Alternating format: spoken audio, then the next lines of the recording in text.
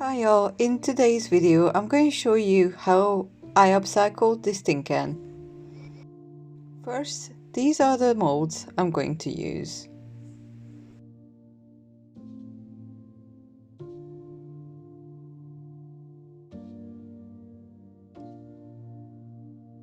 Also this rubber stamp to add some texture.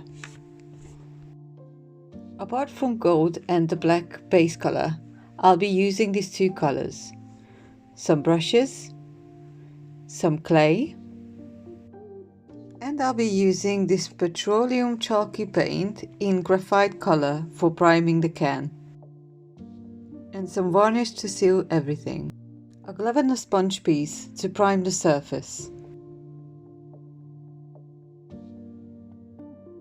Let's start by removing the paper. The glue bits are hard to get rid of, but I'm going to cover it with loads of paint and clay, so there's nothing to worry about.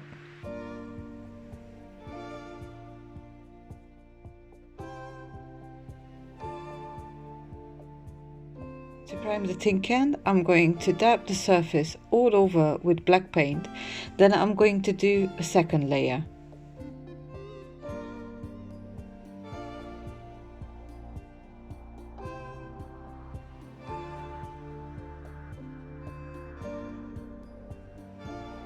To make this process go a little bit faster, I actually dry each layer with my hairdryer. Here's how the first layer turned out, but I want to make sure I cover the surface well, and later on I'm going around the crevices with the brush too. It's a good practice to make sure no metal parts left uncovered.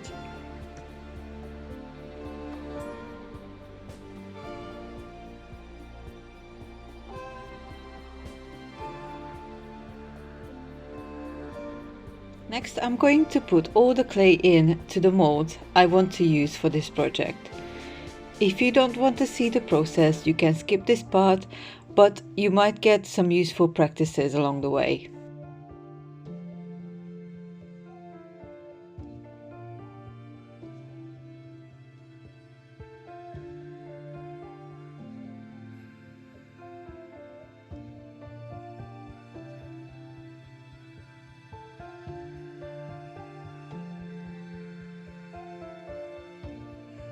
If and when I work with letters, I tend to take them out of the mold straight away. One, because sometimes I use the same letter multiple times. Two, because the letters are quite flimsy, and in my opinion they are easier to handle when they are a little bit drier, therefore stiffer.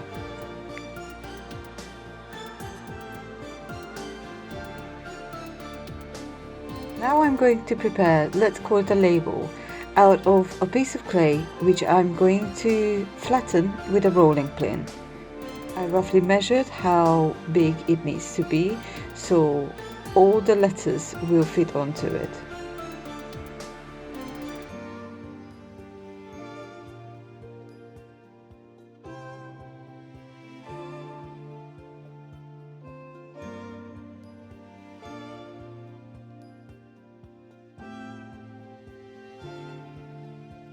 I'm going to add some texture with this stamp. Even though I didn't want to add too deep of an imprint, this time the stamping didn't work out how I expected it so. So to save time, I just flip the clay and stamp it on the other side.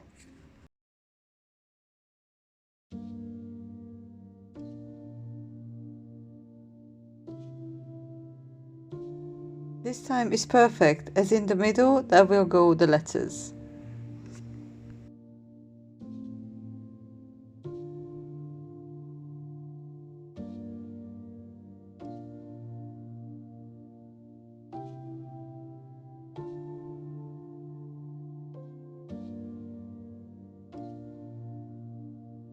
Now I'm going to cut out the shape of the label.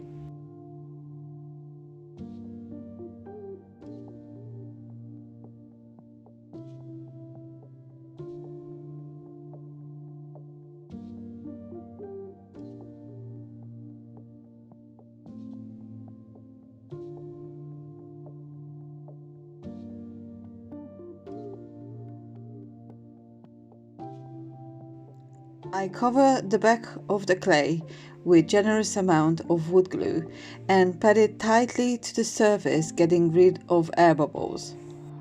Here I'm actually looking for the part where the paper label glue was to make sure I cover it.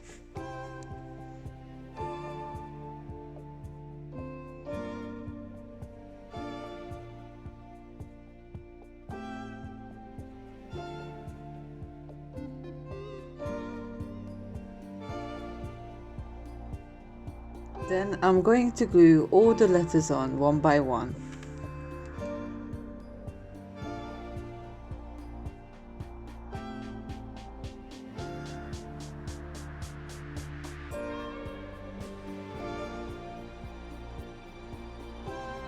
I pay attention to the straightness and the spacing of the letters.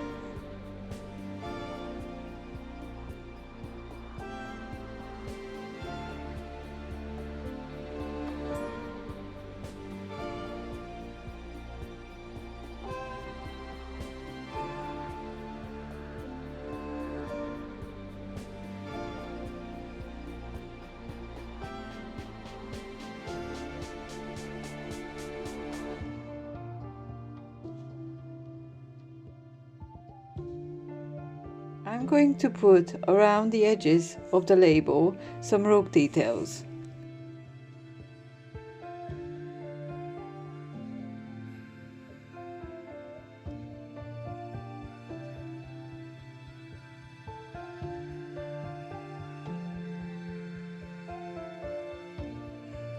But first I wanted to add some extra flourish. The rope will go from these sides.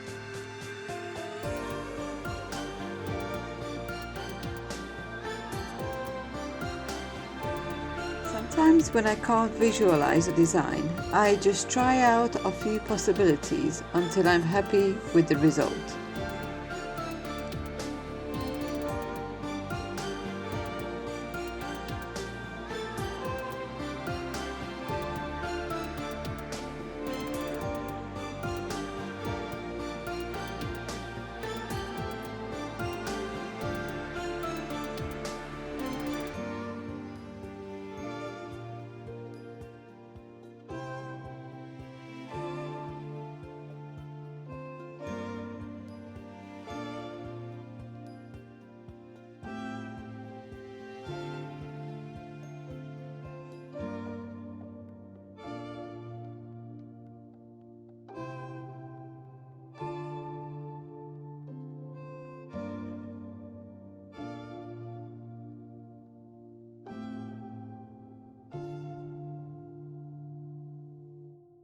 The rope parts can also help to make the look design a little bit better and sometimes to hide some imperfections.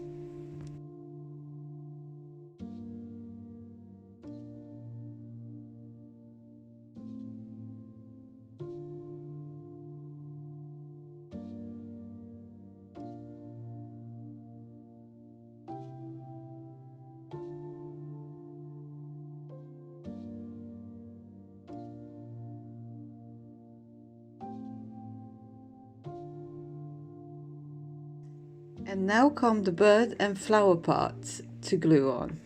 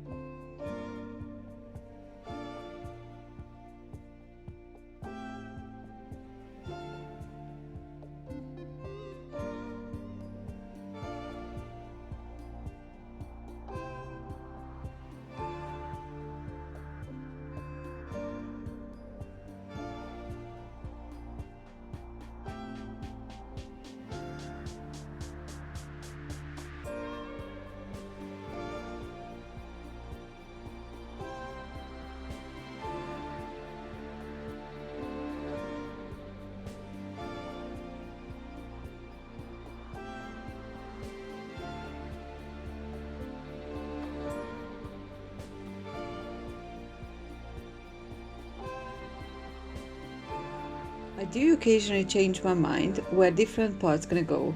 So if the clay is freshly glued, I remove the part I want to replace.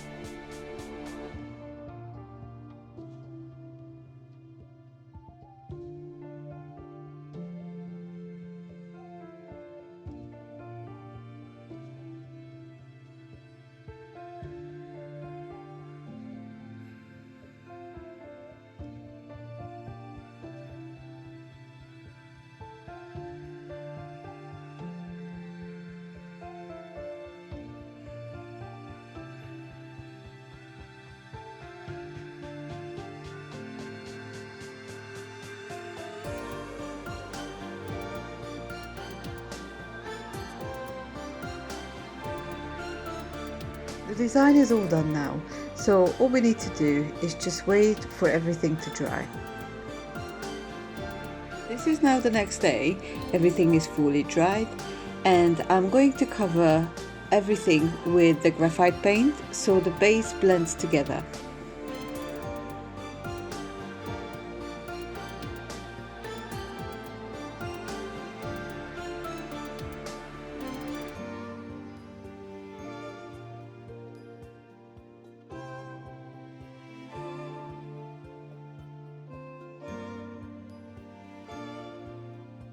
Again, I'm drying each layer of paint with a hairdryer so the process goes faster.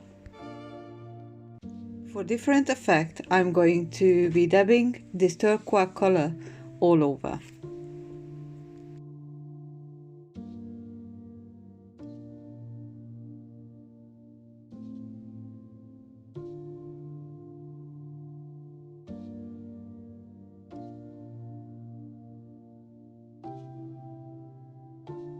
As you can see, it makes such difference where in the background you can see a darker color.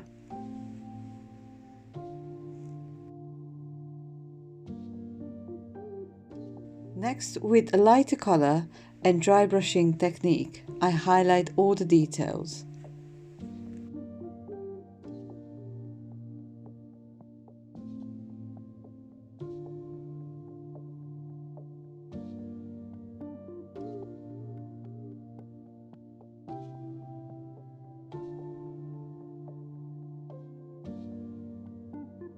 Some places on the surface have a bit more paint painted on for a deliberate uneven look.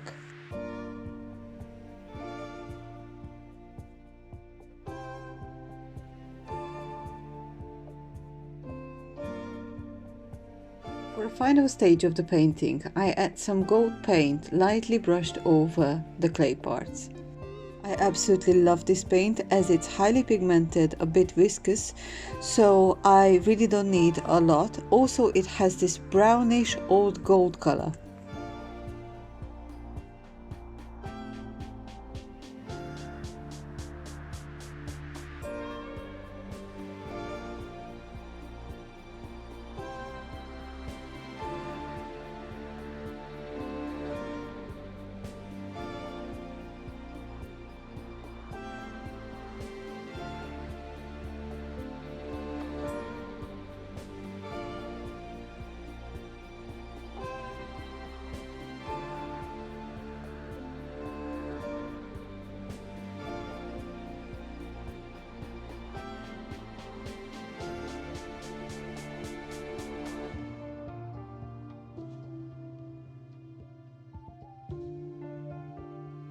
All we need to do now is cover everything with varnish.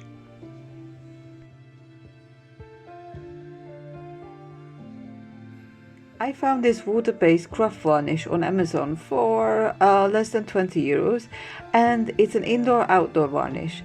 I always recommend to use water-based odorless varnish as it dries fast, can be used indoors with windows closed, and I do recommend to use 2 layers. If needed, the varnishes can be dried with a hairdryer. I really hope you enjoyed this tutorial. See you soon at the next one.